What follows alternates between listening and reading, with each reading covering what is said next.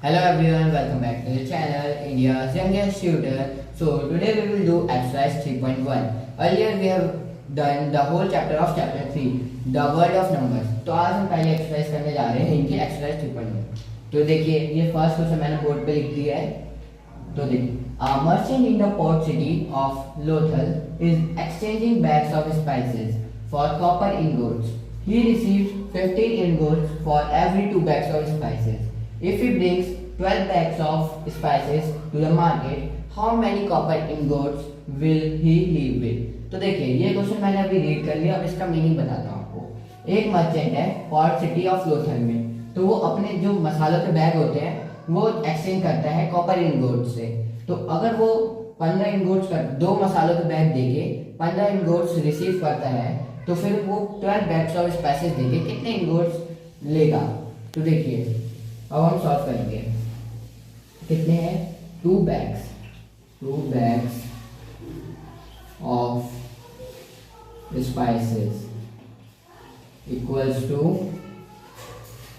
15 ingots.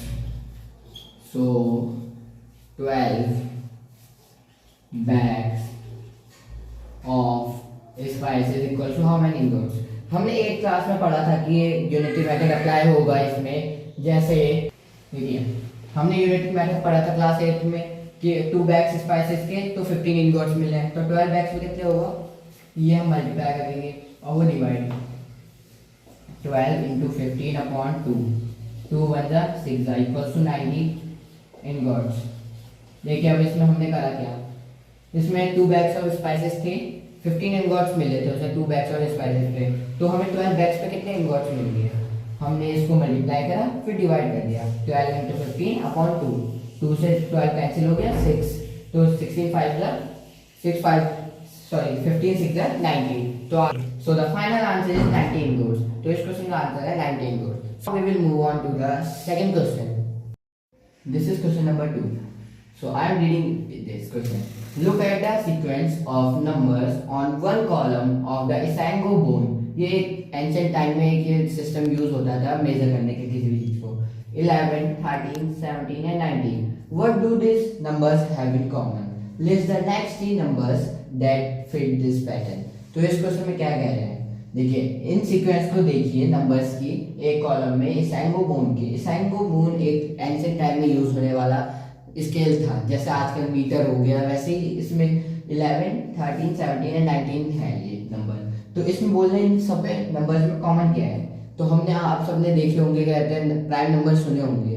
तो देखिए prime numbers होते क्या है, जिसका फैक्टर वो नंबर हो और 1 हो. तो इनमें देखिए 11 और 1 ही है. 11 13 17 एंड 19 में देखिए कोई और एक्स्ट्रा फैक्टर है 1 और इन द नंबर इटसेल्फ के अलावा नहीं. तो ये सारे हमारे हो गए क्या प्राइम नंबर्स. तो इसका आंसर होगा what do this numbers have in common.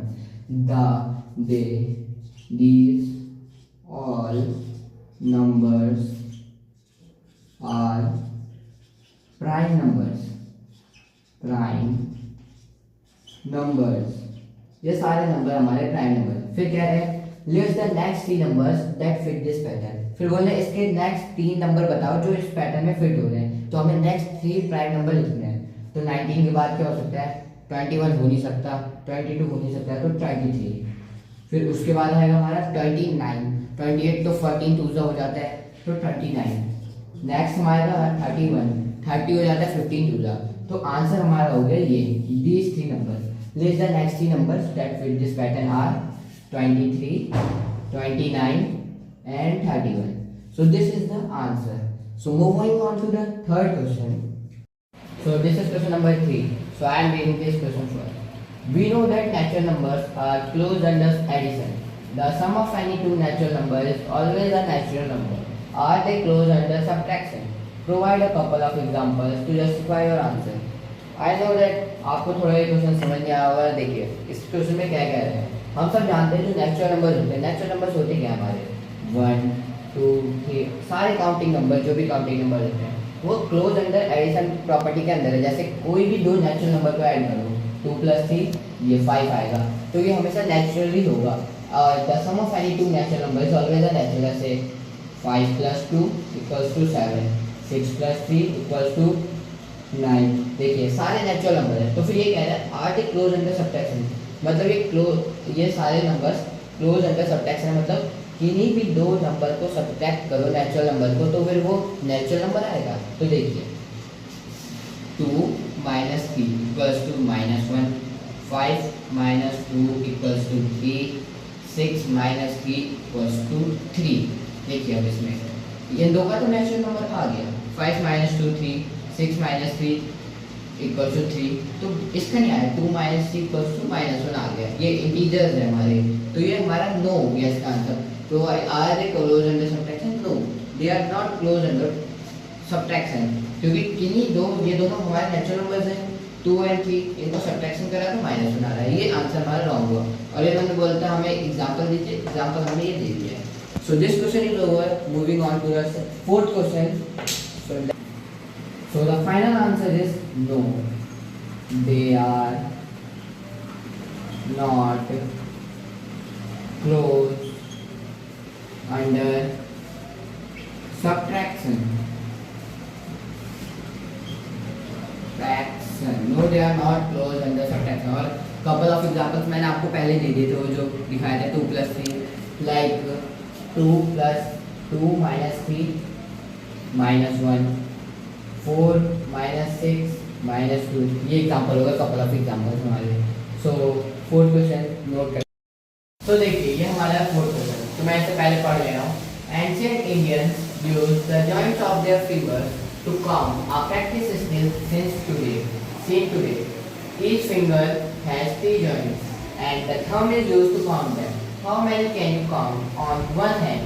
How does this relate to the ancient based 12 counting system? अब देखिए इस क्वेश्चन में है क्या, ये जो एंशिएंट इंडियंस है, पुराने जमाने के इंडियंस, वो करते थे हमारे जैसे फिंगर्स है, ये देखिए फिंगर्स में 3 जॉइंट है, यहाँ पे 3 जॉइंट्स, यहाँ भी 3 जॉइंट, तो भी वो यहाँ पे काउंटिंग का सिस्टम यूज करते हैं। वो थंब लेते थे, ये थंब लिया और ये जॉइंट्स है 1 2 3, जो हम अभी भी करते हैं 1 2 3 एक काउंट में। फिर वो बोल रहे हैं how many can you count on one hand. अगर हम थंब से गिनेंगे तो हम एक हैंड में कितने काउंट करते थे? 1 2 3 4 5 6 7 8 9 10 11 12 काउंट कर सकते हैं हम। तो यहाँ पे लिखा है how many can you count on one hand, so answer is 12। देखिए इसमें थंब का यूज करते हैं, वैसे हमारे हैंड में 15 होते हैं, ऐसा हम फिर बाद में ऐसा कर लेते हैं 13 14 एंड 15।